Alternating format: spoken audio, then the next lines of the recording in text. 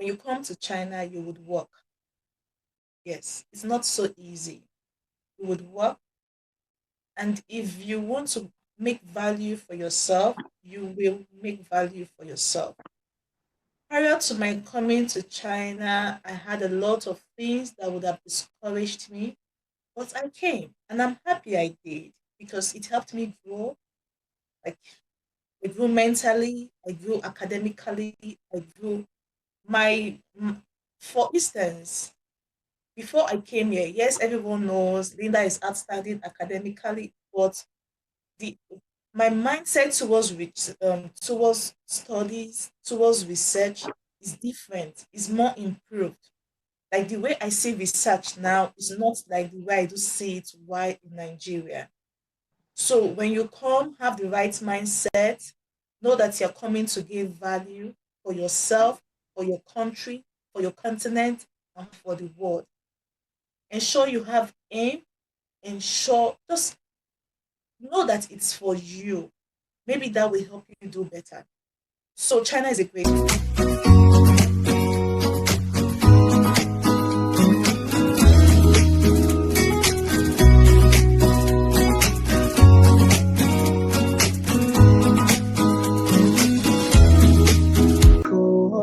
You say I got money past you, you say I can't.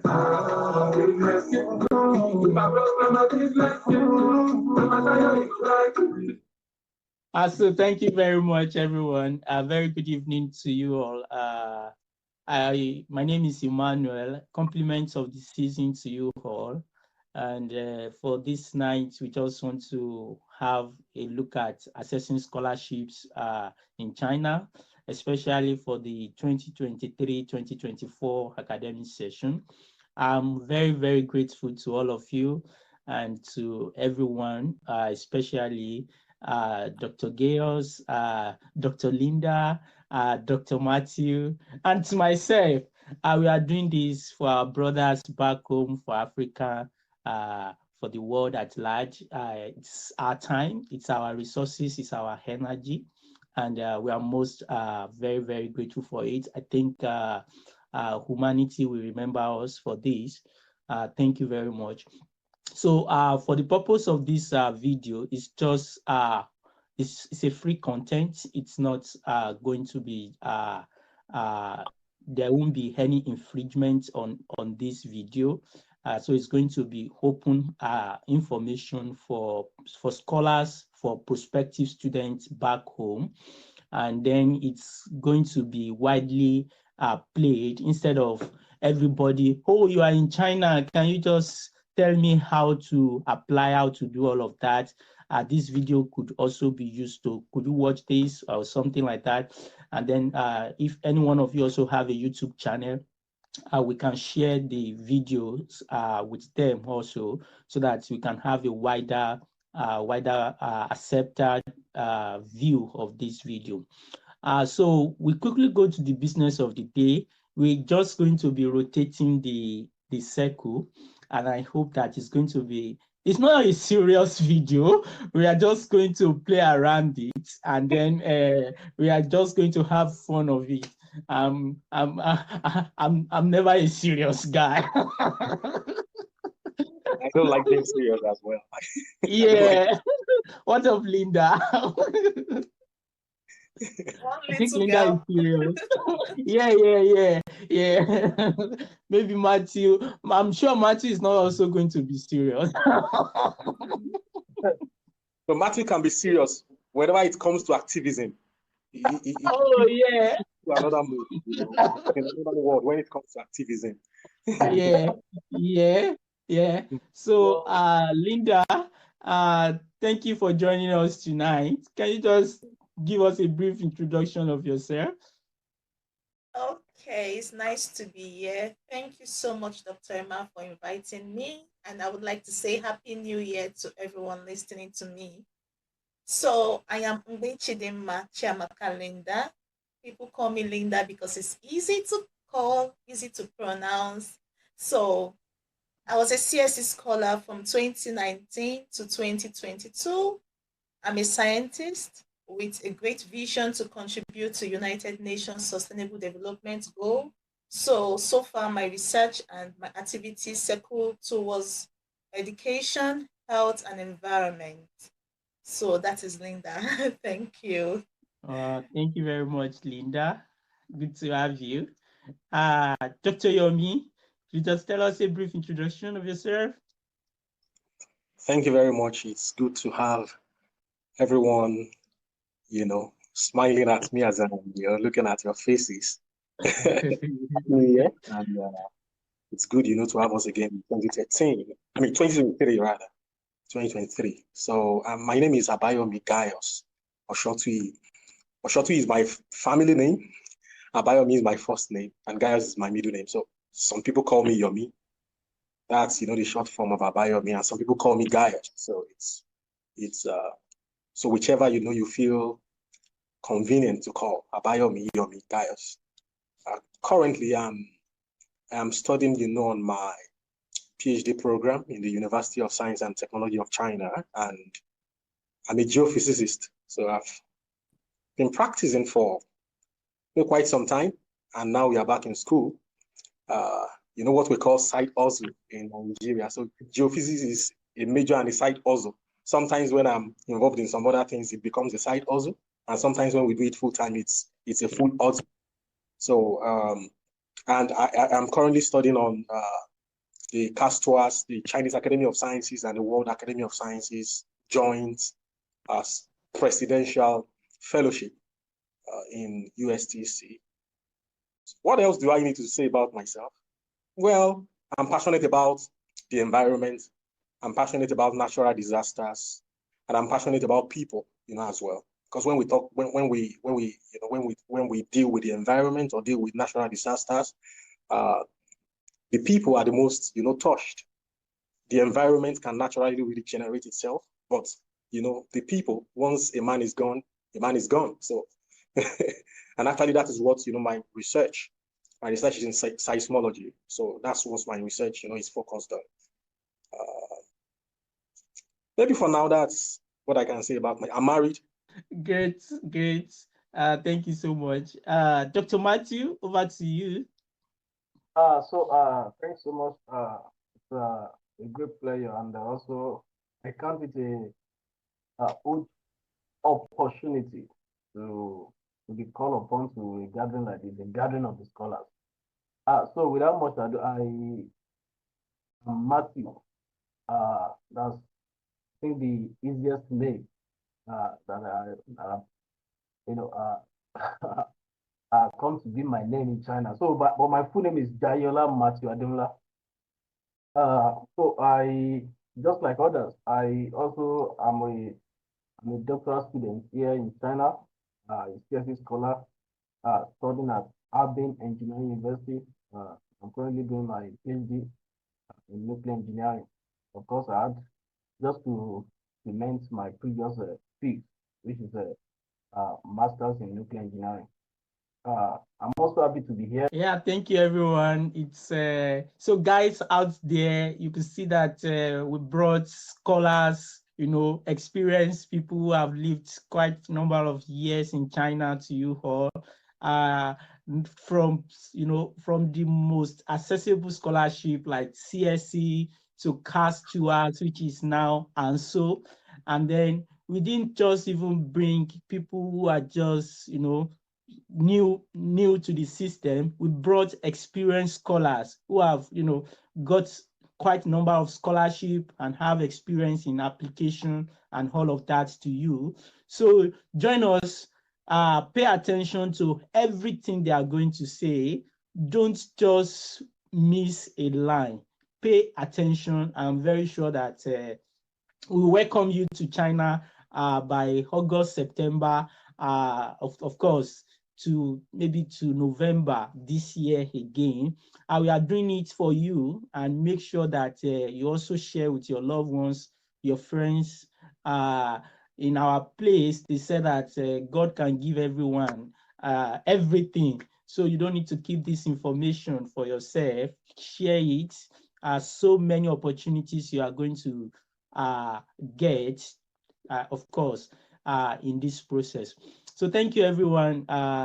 Linda, could you tell us about China? Maybe you want to tell us about the currency, the weather, the lifestyle. How has it been on you? Like, for real, let people know that China is not a bad country to live in, especially for students.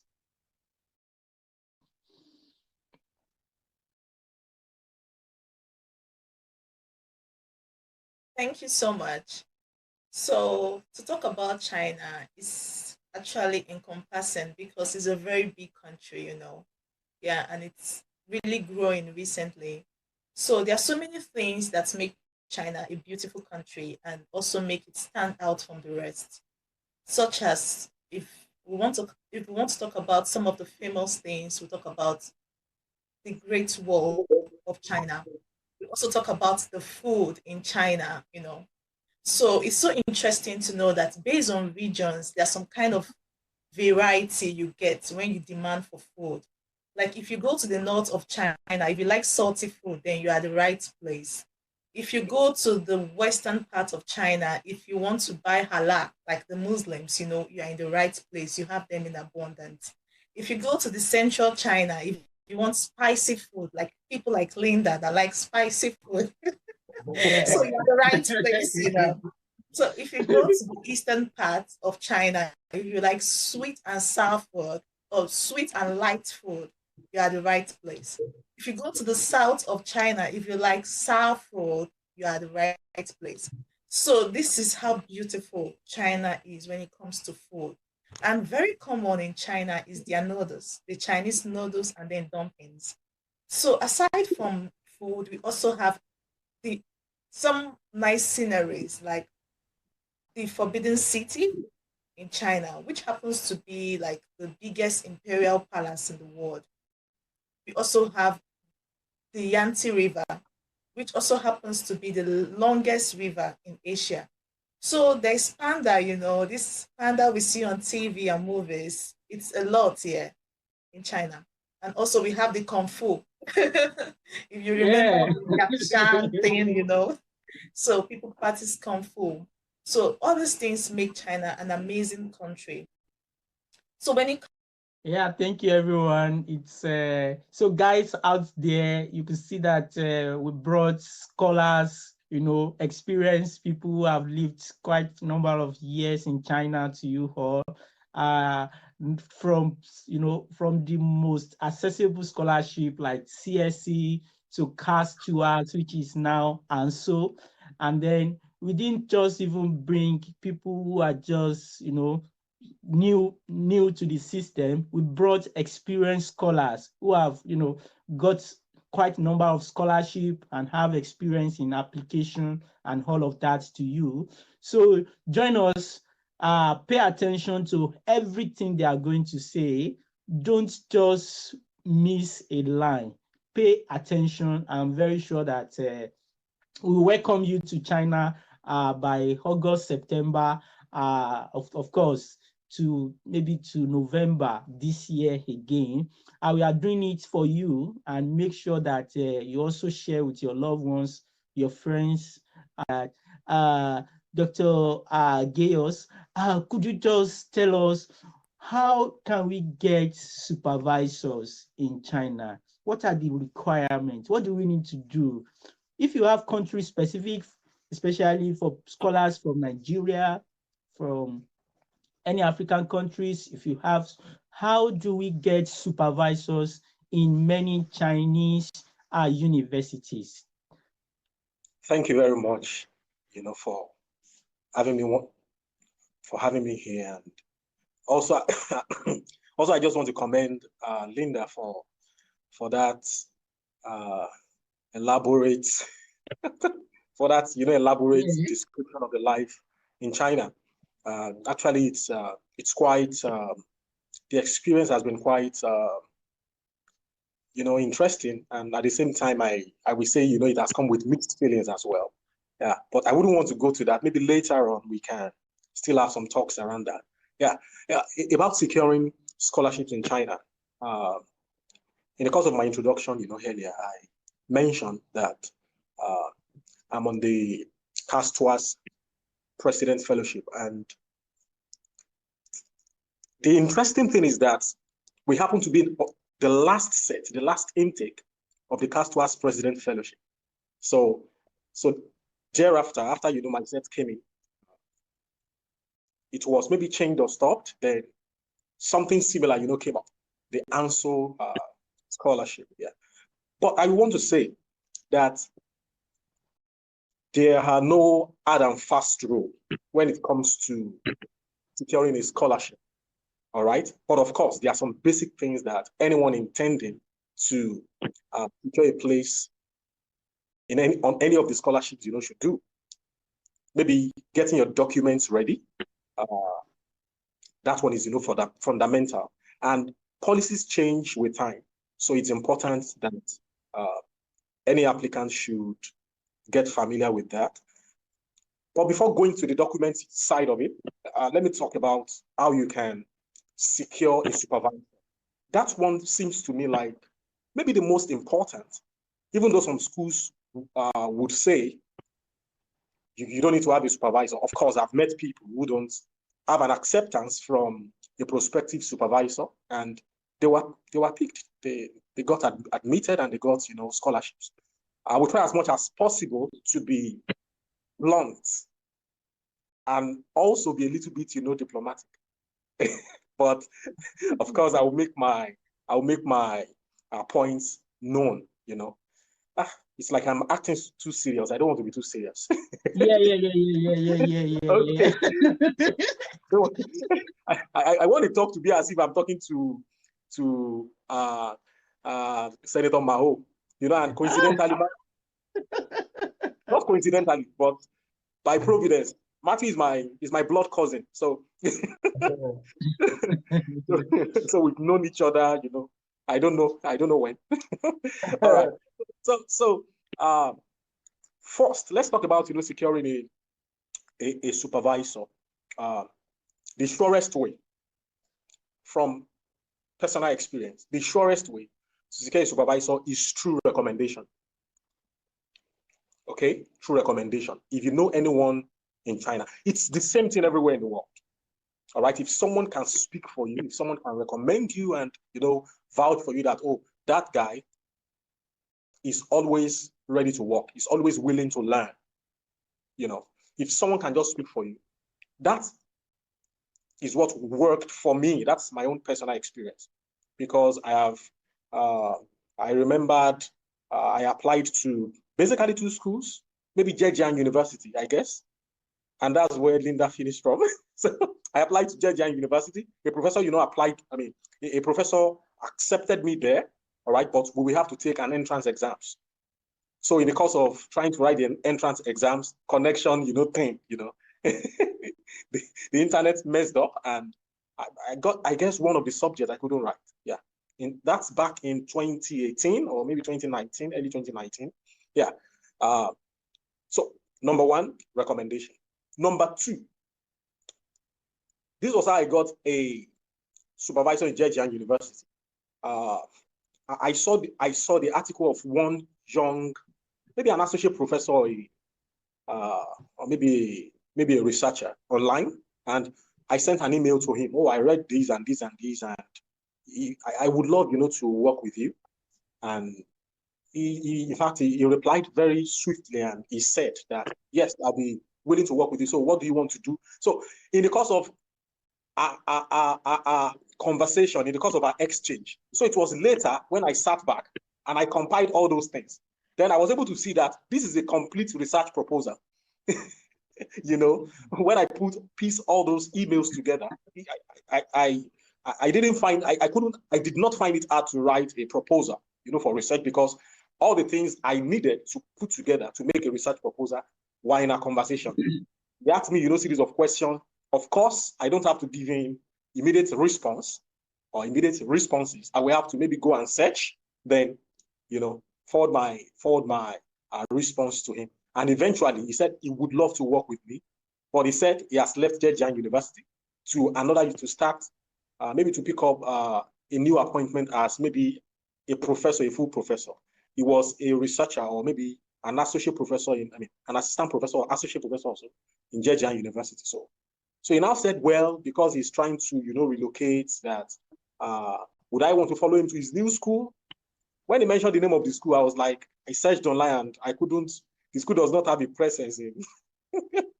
And back then, JGN University was maybe was ranked maybe the fourth or the fifth. JGN University ranked between maybe 1, 2, 3, 4, 5 around that time. 1, 2, 3, 4, 5, 6 in China. So I thought, oh, it's better I stay in JGN University. The school is at least a little bit more known compared to the other one. So I told him to recommend me to his boss in JGN University. So eventually he recommended me to his boss, and his boss said, oh, you are welcome. You can work with me. I accept you. So eventually I went to search the name of that professor online. Then I saw 2 Nigerians in his lab. And I think Linda knows them very well, Dr. Kwe and what's the name of this guy? The other guy in I think he's in Australia now, So eventually I was like, wow, Nigerians are there. So I searched for the name of those guys online, then got their emails, I sent an email to Dr. Kwe, and Dr. Kwe was like, wow, you're welcome, blah, blah, blah, blah, blah. Okay. So, but what do I want to point to there? I want to make another point. Number 3 point. Professors tend to have affinity with maybe specific demographics. I don't know if you understand. Professors tend to have affinity. They tend to want to take students from a particular part of the world. If they've worked with some students before, they might, want to, if the students have really worked hard and have impressed them, they might want to, oh, maybe the people from your country, maybe they are just like you, they are hardworking like you. So can you recommend more people? Or when they see a mail of anyone introduce themselves from that same country, they have this natural liking for, that particular, maybe demographic or country. Now, let me cite another instance. I wouldn't mention the name of any country, but in my school, from my faculty, what we call faculty, in China, we call it maybe School of Earth Sciences, School of Life Sciences, but in Nigeria, we call it Faculty of, just like I think we use the American and the British system or something like that. So, no, we use the British system, I think, in Nigeria. So in my school, not my university, but my school, my faculty in my university, I'm so sorry to say, there are some people from a particular country that they don't want to admit because of very terrible antecedents. I wouldn't mention the name of the country, but you all know, I guess. My guys here all knows.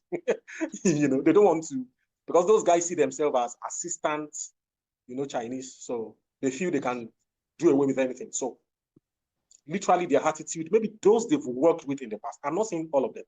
So maybe those they've worked with in the past, they are not maybe willing to learn, and blah, blah, blah. And they categorically told some of my senior colleagues that I met around that they don't want to take people from there. And I can tell you, people from, don't let me mention the name of the country too, people from a particular part, of the world, they love to take them a lot, because I guess when they studied abroad, some of our professors, they had a lot of colleagues from that part of the world, and they feel these guys are always ready to learn. Even if they don't know something, they want to stay there and learn. So I guess it's an Nigeria precisely. So it's like they have an affinity, because I've met some of them and they're like, oh, my colleague is also place. Hey, he's a Nigerian. So they just assume, once they see you're a black guy in the department, they assume, oh, you must be from Nigeria. And because in our field, geosciences, I think Nigeria is one of the leaders in geosciences, actually, from our part of the world, in Africa. So we have a lot of Nigerians doing geosciences. So they tend to look more, to Nigeria. And of course, some of them are doing research in Africa. So also the research areas of some professors determine the kind of students they will pick. So that is why it is very, very important that students too, male professors, based on their areas of research or their research interest. So I will advise anyone that wants to maybe send an email, a cold email to any professor, try to check out their research background online, look at their papers and some of the things they've been doing in recent time. okay, and send an email to them. Look at their lab members. I think we can use ResearchGate. That works, okay? Look at their lab members and see what their lab members have been doing. Then send an email to them. Oh, you are interested in this. Maybe it has not been done in some parts of the world, but say, oh, you would love to adopt some of these things to maybe your country or maybe some other parts of the world where maybe such research has not been done before. I'm speaking as a geoscientist because our research is, our researches are always geolocated. We can attach a longitude and a latitude to what we are doing. So that's why I'm talking about location. So that one is very, very important. So I've mentioned how many things, about maybe 3 or 4 things now. Recommendation, that is the sure banker, the surest banker. Let me use Nigerian English. Recommendation is very important, one. And 2, if you can get a recommendation, or you can also try to investigate, do we have any Nigerian? Do we have any Ethiopian? Do we have any South African? Do we have any anyone from Malawi in so school, depending on the country you come from? So you can ask, around. If there's someone in that school, you can talk to them. Maybe someone in your field, you can talk to them, and they can help you speak with professors, in your school. There's something I will try, not to. I will try as much as possible not to want to, be too blunt about it. But also, relationship between China and your country matters a lot, to some scholarships, maybe not all scholarships. Yeah, it matters a lot. And also, I know of, some researches that they wouldn't, because of the culture that are specific to some countries, the professors might not take students there because they need data from those areas. So they might not take students from those areas. They might want to take students from some specific. Okay, let me cite, for instance, there are some cultures where maybe if I am the elder brother of Linda, or if I'm a cousin to Linda, I can get married to Linda. There are some cultures, like that. Some professors are doing some research in that area or in that specialization, things that are related to that. So if you are coming from maybe Ghana, or maybe Cote d'Ivoire, or maybe Zimbabwe, all right? If you are coming from, those areas where things like that are seen as an abomination, as incest, so maybe your chances of securing a position with such professors who are doing researches on some of those areas, maybe your chances might be your chances might be very slim. So it's important to know some of these. There are a lot of factors actually. There are a lot of factors. If you have maybe a country mate or someone from your country who just finished from a lab or who has been in a lab before, but who has a kind of an attitude that the professor does not like, that is a that might be a trigger that would not make a professor to accept you. So a lot of factors are involved in this. And also most professors we request for research proposals. Yeah, it's good you put together a research proposal. There are like specific scientific formats, specific scientific flow that a proposal we always take. There are resources online, you can search them out, try to structure your research in line with that. But basically structure your proposal in line with what they are doing in a specific or in a particular lab where you want to apply to. So that is very, very important. Very, very important. Wow. So what else? Let me stop there. Thank you. Thank you, Dr. Yomi. It's nice that you have itemized some of the major ways of getting a supervisor in China. And just for the emphasis sake, one of it that he mentioned was you may need a recommendation from people or from scholars who are already in China.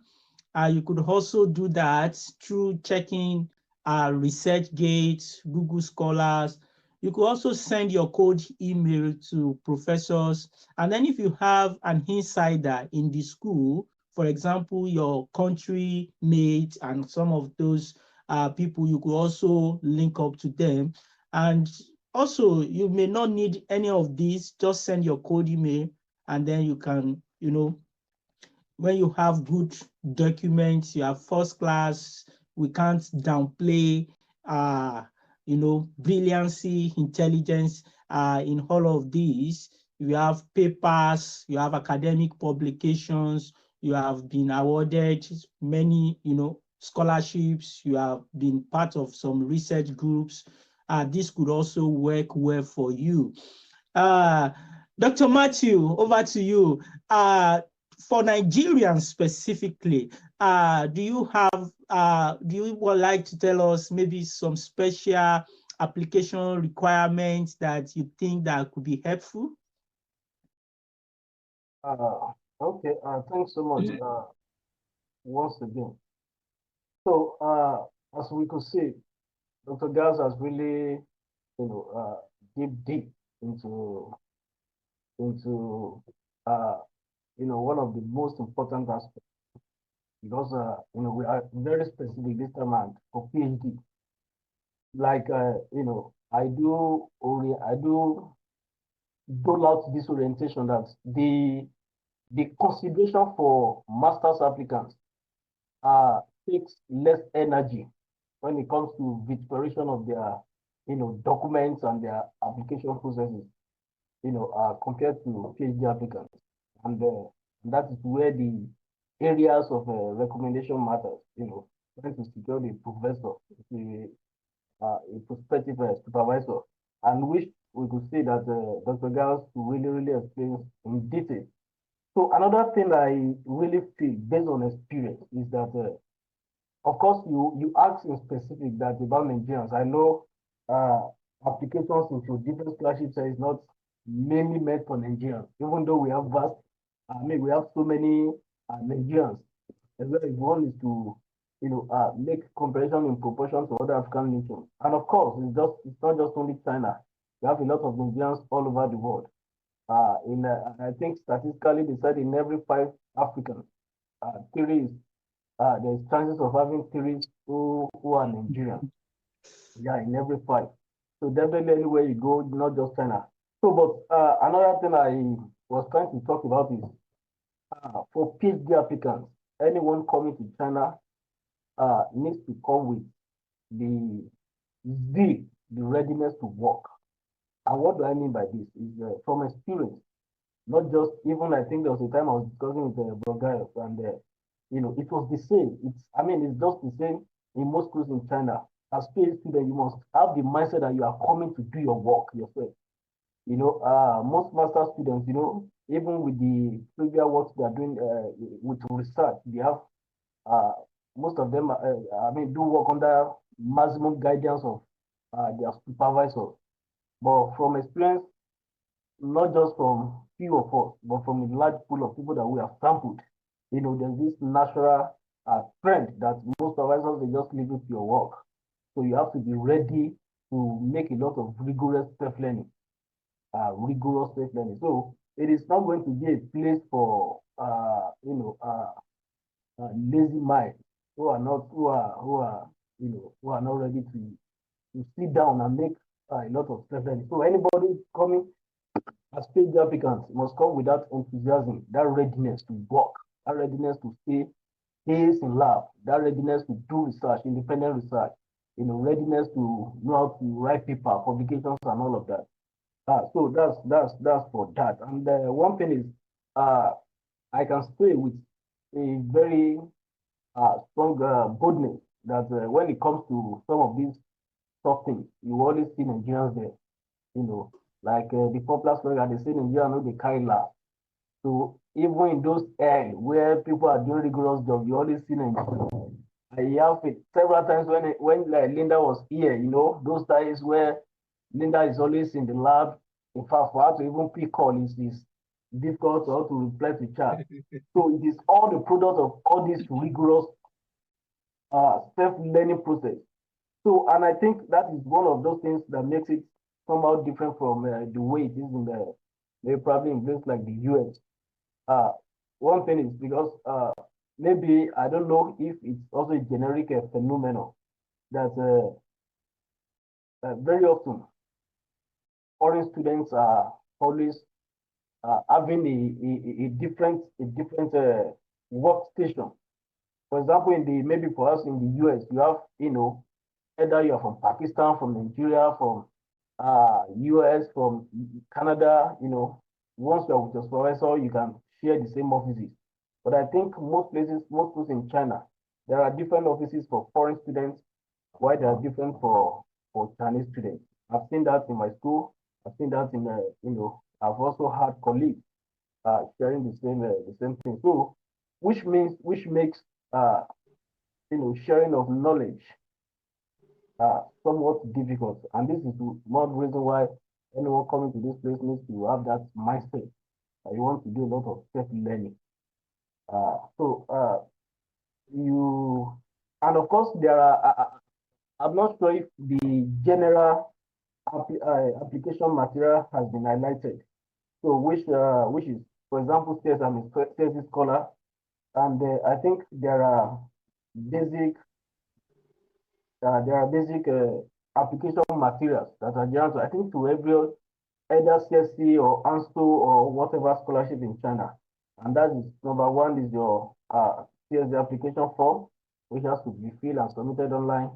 Your two application forms, for example, for people applying for CSC, you have to fill and submit the CSC application form. Then your school's application form. Also, what they call the examination form. All of these things is easy to find on most schools. I mean, on the website of both CSC and the school, which I mean the school of choice of any applicant, and also the study plan. There's a need for study plan. I think Dr. Gaz also made mention of that. Which is going to be a 5 to 6 page document, going to comprise of just a sort of highlight of what we intend to do, what we intend to research on. That's the study plan. And of course, the visa. Recently, I think it's also important to tell our people that there's a new change for especially for CSC applicants. If we could recall, in previous years, there are opportunities for 3 options. That is, if you want to explore the CSC application, you can select 3 schools. But now it has been reduced to one, just one. Yes, so people can confirm this from the CSC website. There's this very popular blogger in China, that I saw it on there. So instantly I went to also browse and I saw it on the CSC website. So meaning that it's now going to be more competitive. So if you select a school and the school doesn't pick you, probably that will be the end for that application session. So definitely some of these things probably the way things work in China, they review things very often. So it might still be probably the chances might be increased to 2 later on, but it's important we intimate our people with that. So also it's also important that anybody that's applying should have why I'm stating this is because I know of somebody who got rejected even after getting the scholarship. I mean, in our school, we were having an orientation, and one of the staff, one of our international college staff, was saying that the reason why the guy was not picked is because of the visa page, the duration that was available on the visa. Of course, when you're applying, you have to submit the data page of your passport, rather, not visa, sorry, the international passport. So if you are having a duration that is less than a year, it could be a factor that will affect. The reason is because most people, even while after securing the scholarship,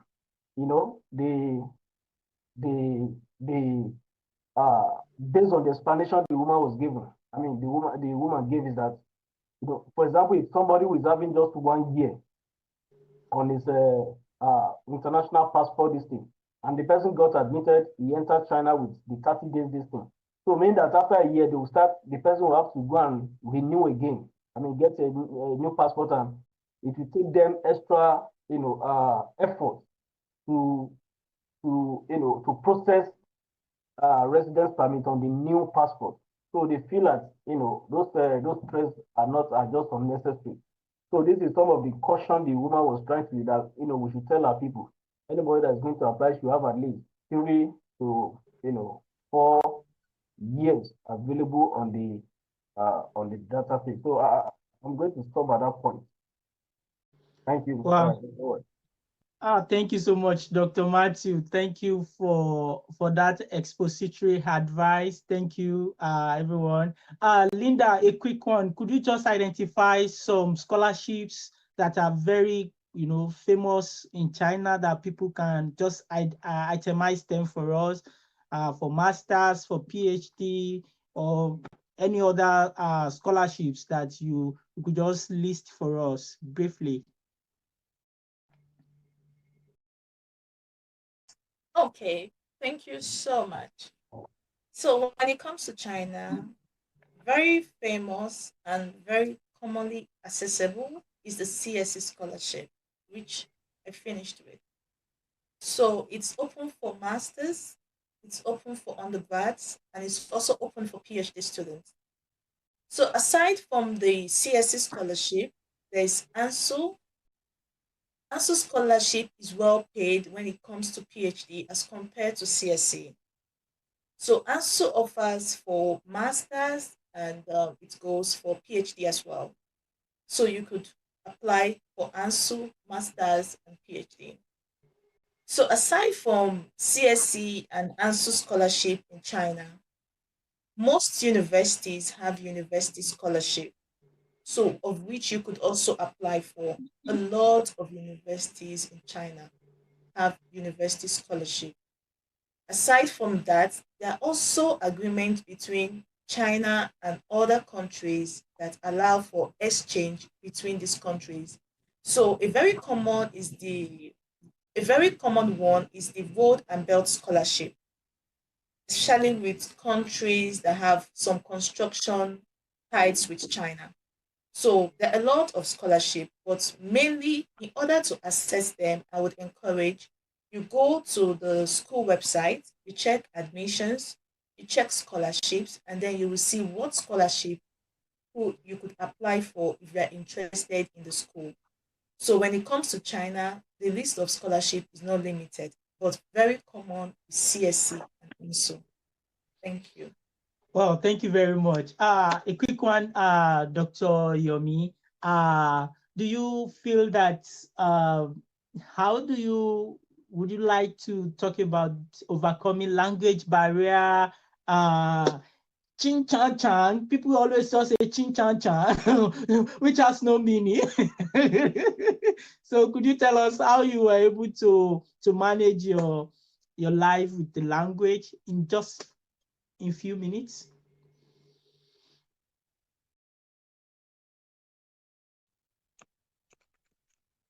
Okay, can I be heard? Yeah. Life and language. Yeah, actually, I think that's an interesting thing that I always love to talk about. My life and the language, the culture, adjusting to the food and things like that. Yeah.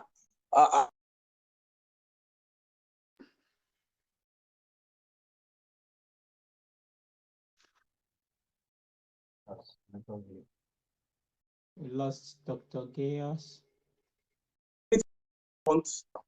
That's my personal experience.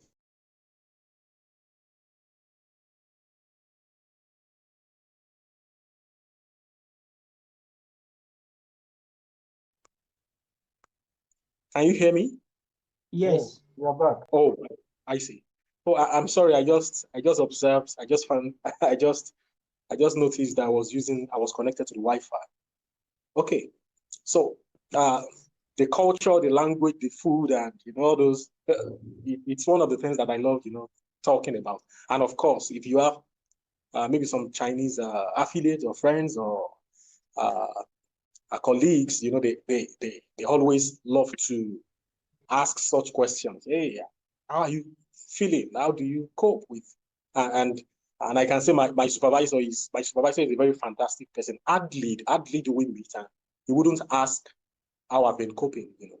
He asks generally after my welfare. Not all professors do that, but and it's everywhere too. Some professors don't care. Anywhere, you know, in the world, you see people are different. Some people, professors don't care about your personal life. You just do your research and they're okay. But my professor is he's always concerned about my about my family. Okay. But for me, maybe in terms of the culture, yeah, China is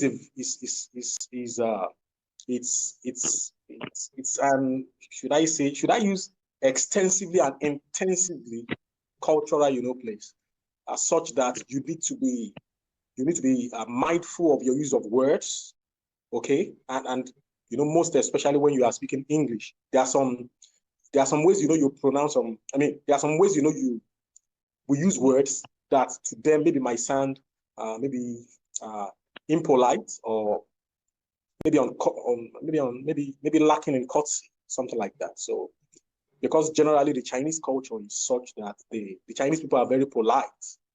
They are very polite culturally. They are very polite.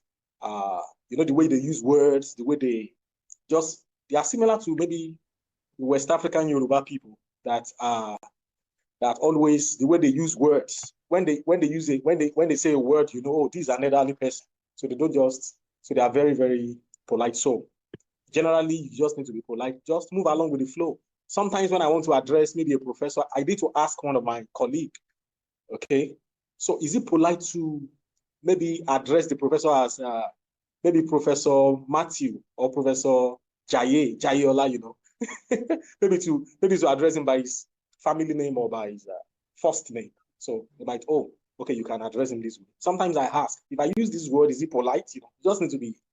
So in terms of the culture, generally, they are very highly cultural people, you know, and that's one of should I say that's one of the cultural shock that I met here.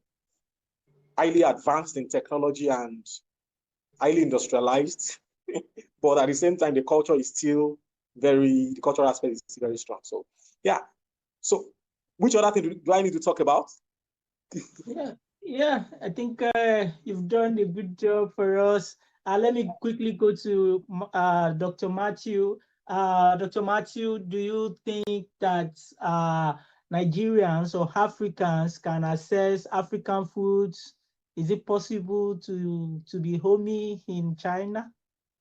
To an extent, I'll say yes, because you know, Yay! because you know, when I came here, I found it so difficult, you know, just eating rice and you know, all the time. So I had to probe into how I could secure some African like meal. And is it, for example, of course, I'm from the Yoruba tribe, and you know, our favorite meal in Yoruba is mostly swallow, iyan, you know, amala, and all of these things. So, but somehow those things might really not be here, but I improvise. So I try rice flour, which is a swallow. I try corn flour. I try wheat. Then I've forgotten the name of another one. So most times when I take those things, I feel at home. I feel back home, and you know, I eat them very well. So I believe they are more like a substitute.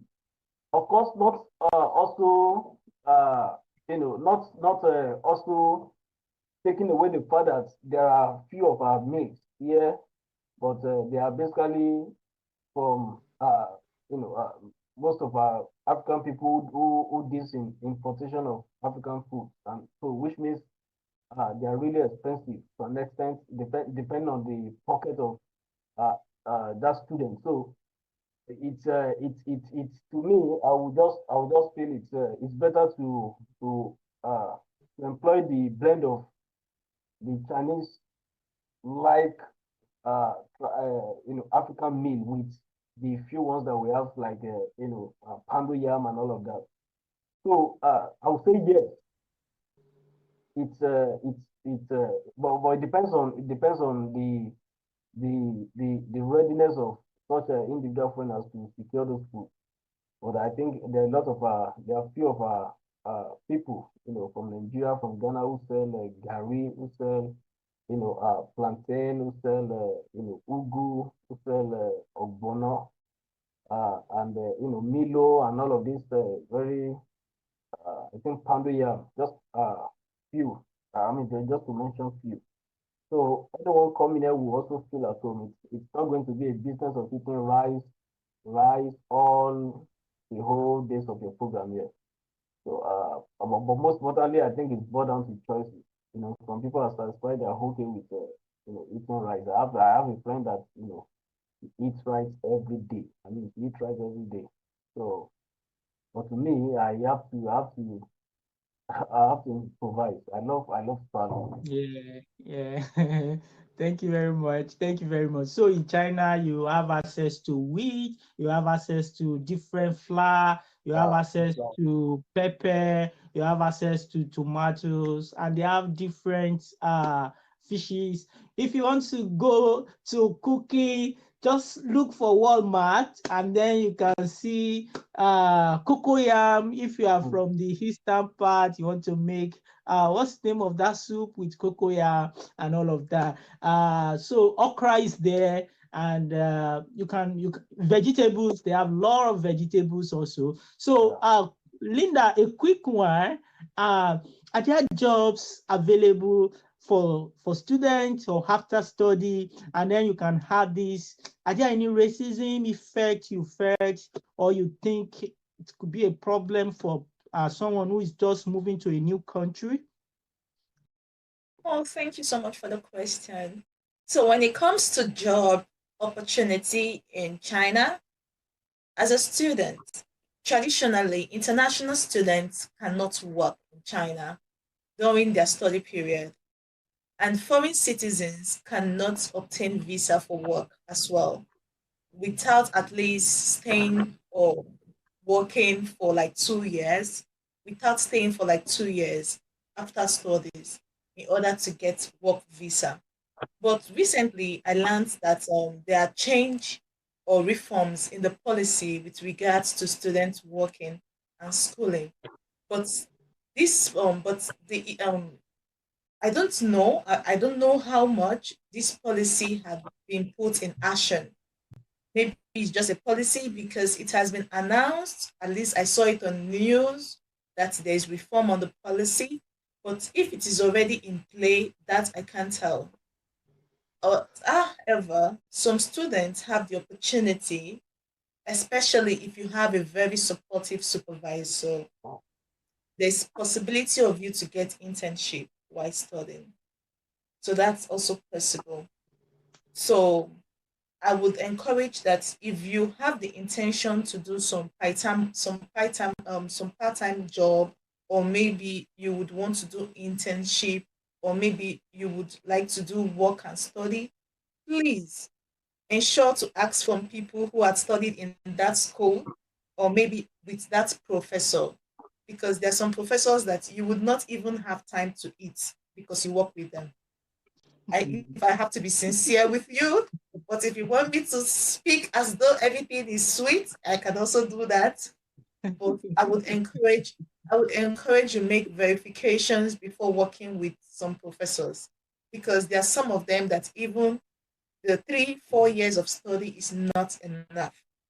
So for you to be able to meet up and graduate in due time, you would discover that even your Sundays will be spent in the lab. Some nights will be spent in the lab. To be truthful, and this cuts across regardless of the country you're studying. You okay?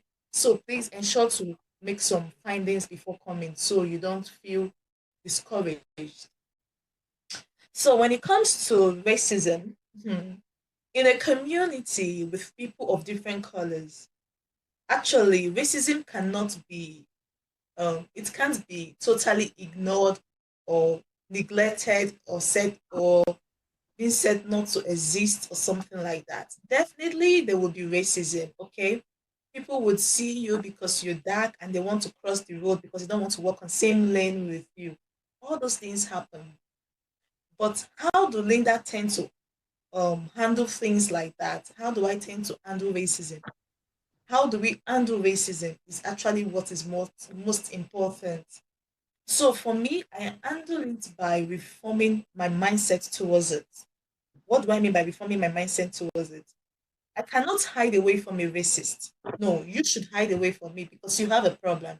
I don't have a problem. Okay? So if anyone acts racial towards me, in as much as you don't touch me, all I just have in the back of my mind is this person is uneducated, this person is unexposed. So if you see me and you want to act racial towards me, definitely you are uneducated, you are unexposed, so I don't blame you, but just keep running, it's okay. But if you touch me as much as a hair in my skin, I would report you to the necessary authority. I wouldn't take it lightly because you have a problem. So I report you to the police and they help you solve your problem. So basically, I tell people in this 21st century, especially within the youth, if it's the older ones, I can understand because mainly some of them had not seen black persons before. Like I could remember when I came into China newly and I came in with braids. When I go to supermarket, I see lots of women, the elderly ones, they want to take pictures with me. I freely allow them to take the photos as much as they want. They snap with me, they touch my hair. It's okay. I understand. It's because maybe because they have not seen someone of my color before, or maybe they have not seen such kind of braid before. It's fine. It's okay. I'm so friendly to allow you to take pictures with me as much as you want. But the youth, the upcoming youth who I expect should be educated, if when I see them act racial, for me, I just feel this person requires civilization and some mental checkup. That's it. So, when you, for me, I just think anywhere you go, regardless of the country, in as much as there are people of different colors, you would see racism. You would see it in full action. It will occur. You would see it maybe in your place of work, in school, at home, or anywhere. But I just feel if people would take it the way I take it, maybe it would be less painful. Just try to change the mindset. You are not the one to run away from this racial person. Whoever that is the racist in question should be the one running away. And when the person is running away, just feel you are not the one at fault. This person is uneducated and this person is unexposed and this person requires civilization and maybe a mental checkup. That helps you to be fine. Okay. So that's how I handle it. And it's been all good. Yeah. Thank Wow, you. thank you very much, Linda. On a quick note, Dr. Yomi, do you have maybe a few of advice for applicants who are interested in China? Thank you very much. Maybe I should pick it up from where Linda stopped and tie it up with the question you've asked me. Yeah, I know quite a lot of toxic and negative reports are out there about China. Okay, but I will please want to tell you that don't don't absorb all of them. If you've not experienced something, uh, don't uh, don't just take them with a pinch of salt. Don't take them at face value. I mean, yeah, don't just take them at face value. Rather, don't take them with like everything depends on it. You just see something in the news and you absorb everything. Come on, you see something in the news in the media and you base your uh, uh, you base your ideology or you base your conviction on that. I think I think it's not correct. It's not correct. So everyone has different experience. All right. Uh, I've had my own fair share of the experience, and just as Linda said, it's what we term as racism many a times is due to ignorance and is due to lack of exposure. I've seen people that have seen people of my skin color in the media before, but they've not seen them physically, and they want to come there and they want to ask questions. All right, and some of them some of them base their questions on some of the we know the way negative news, spread. All right. We know the way people of our skin color have been demonized, have been painted, wrongly, have been, the way the propaganda of single stories about us, the way it is. So some of them, have seen it as well, and they just want to confirm. All right. So I have a lot of, personal experience, and of course, when the people came in contact with me, their mindset changed, and eventually some of them were the best of friends. So it's simply because they don't know. All right. Now tying it to what Dr. Ayo asked me to speak about. What I want to advise you: forget all the negative, stories. Forget all the single stories, all the terrible things you've heard about China. There are a lot of terrible things outside. Please don't believe them. You want to study. You want to add value to yourself, okay? And you have the opportunity, if you can secure a scholarship, to study free of charge. If people like us don't come here, how would they know, about us in the first place? Then it means for generations, for years, such negative assumptions that they've had about us, we continue, to flow. In fact, let me shock you.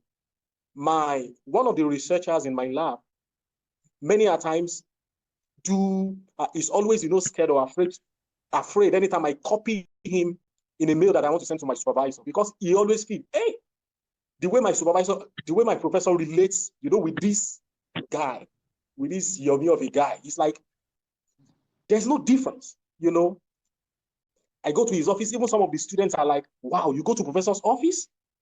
Because he's a big man, he's a senior, you understand? And it gives me audience. If I send him an email that maybe I want to see, things like that. And I am from, obviously, my parents are from Africa, I'm from Nigeria, and, but the way he treats me with respect, with courtesy. So forget all the negative stories, please. And if you have the opportunity to secure a scholarship, to study for free, to learn a new culture, to learn a new language, to know about a new place, I think you should consider China. We all our life have been, we speak English. All we've been watching is Hollywood movies. Everything about us is about the Western part of what they call, the West, right? Maybe the Western civilization. Come and, have some experience about China as well. Learn a new culture, learn about new people. And please, I want to disabuse your mind about something. Maybe for those that want to apply for masters or a PhD. Sometimes we have this news all around that, if you've not published a paper, maybe as a first author or as a co-author, that it might be difficult for you to secure maybe a scholarship or to have a supervisor. Please, it is not always true. And that applies everywhere in the world. It is not always true. I have seen people with a second class lower, with a third class, with an HND, secure fully funded scholarships, fully funded, postgraduate programs in the United States. All right. So don't say, because I don't have a publication. No. Don't say because I don't have an international passport, so I don't want to start to apply. I will encourage you, if you have the passion and the desire to add value to yourself. It's free. Nobody's charging you for, most of the schools don't charge for application fee. So I will encourage you, don't be dissuaded or discouraged about the negative stories flying around. Make up your mind, add value to yourself. In just a matter of maybe 3 or 4 years, you've become another person. So I want to encourage you, please, dust yourself up.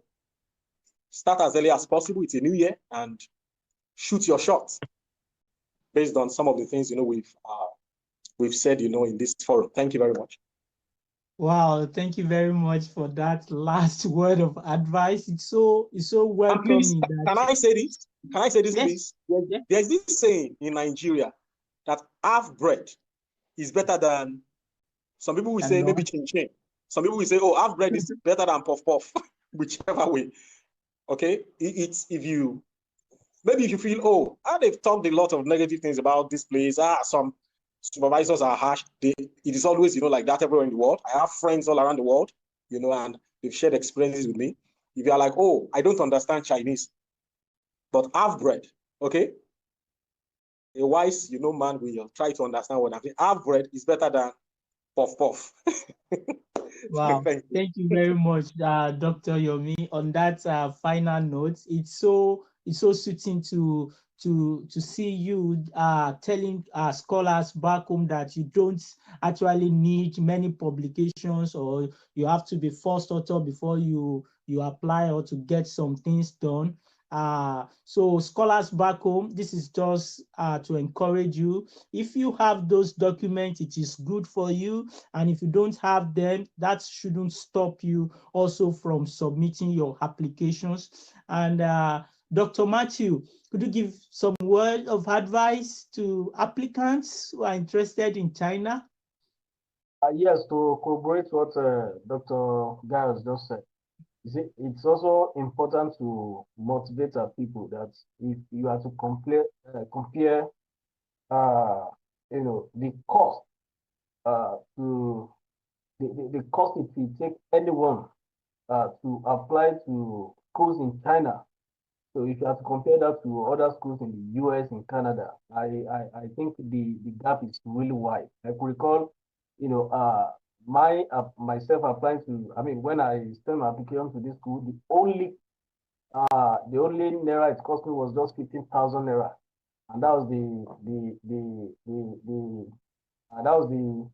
amount that I used in sending my fiscal documents through DHL in when I was in OAU then, down to my school here. The application, there's no application fee, and we should intimate them that we have more than 250 universities in China, standard universities, with infrastructures, with what I mean, with what is enough for anyone to enjoy really standardized, schools abroad.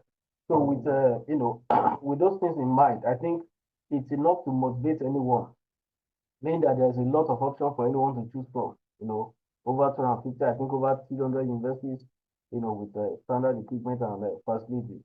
So I will just encourage more that there's this notion that people do prepare that one of the reasons why Nigerians are preferring many schools, most Nigerians are traveling out, just go do masters, go do PhD. If you go to China, you see that most blacks are Nigerian. You go to Australia, most blacks are Nigerian. Go to Canada, go to US. So we need to let people know that we are serious minds. You see, I was in a forum, I was on Clubhouse, and I was making a confusion because people who visit Clubhouse would attest to the fact that the Afro Americans, they really have special bitterness for Nigerians. They don't talk about Africa, they talk about Nigerians. Why are Nigerians leaving their country? They just come to our country to get their jobs. They come for these masters and PhD. So we need to start sending the message to them that we are not just leaving Nigerians to japa, like people will say, not as if we don't have the enthusiasm to study. Nigerians have been exposed to education as far back as far back as the early 90s. We have our fathers traveling, going on self-sponsored programs into very expensive countries like US and UK.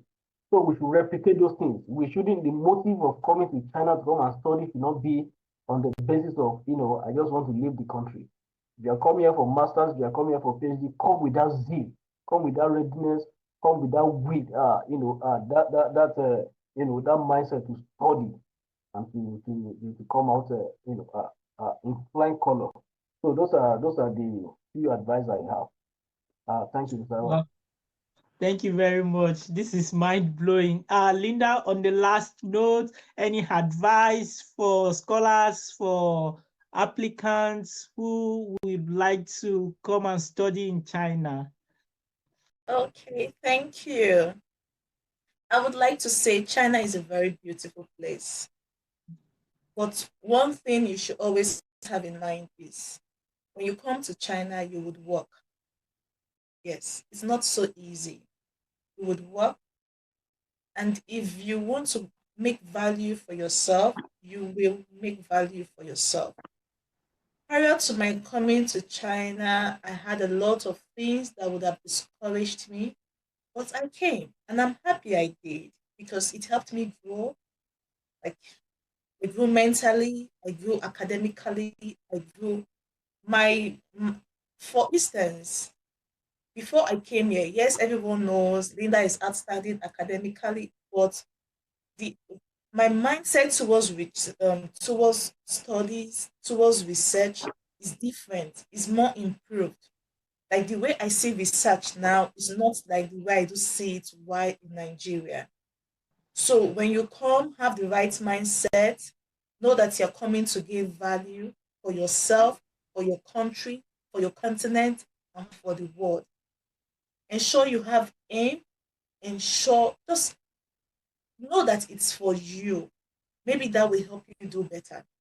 So China is a great place, regardless of what people would say, regardless of whatever is happening, regardless of the COVID restriction and everywhere and all the lights. Please apply and come. I've been in China and I'm healthy. I'm fine. I never had COVID. No more So COVID I have a lot of restrictions. stories. Yes, I have a Yeah, lot of stories. So come, China is okay? free. Please apply. You will be good. There's racism everywhere, not just in China. Things are up and down everywhere. Even in your country, things are up and down. So you just come and you have focus. Your main focus is getting the right education from a top rank university. You don't even have to pay and you'll be paid to study. But ultimately, why applying? Do well to pray. Please, I would always say this anytime, any day. Pray so that you get the right supervisor, so that you get the right school, so that you study the right course, and so as to become the right person in future. You turn, look at yourself, and you smile, and you're happy of who you have become after studying in China. So that's it. Thank you. Thank you very much, Linda. Thank you, Dr. Yomi. Thank you, Dr. Matthew. I'm so privileged to be your moderator.